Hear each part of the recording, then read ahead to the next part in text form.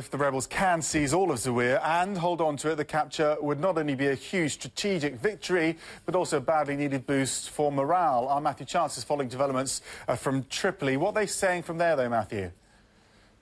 Well, they're categorically denying, Max, first of all, in terms of the officials here that we've spoken to in Tripoli, that Zawiya is in the hands of the rebels. They say that town, which is about 50 kilometres to the west of the Libyan capital, is firmly in the hands of Libyan armed forces. They do admit, though, that there have been clashes with what they call armed groups inside the city. They say that those armed groups are people who have risen up, local residents who have risen up against the Libyan armed forces, and the officials that we've spoken to here denied that there's been a rebel advance into that town of any sizable proportions.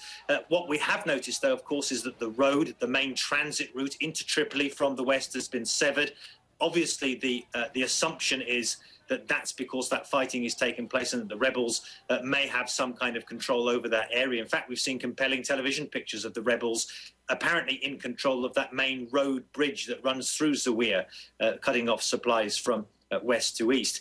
But what the government say is contradictory to that. They say that, in fact, it's the government that's cut off the road because, for the safety of civilians, they say, because of rebel snipers that are taking pot shots at civilian cars along the road. They said they do whatever they can to protect civilians. So we're getting a lot of a very different, shall we say, version of events coming from the authorities here in Tripoli, Max.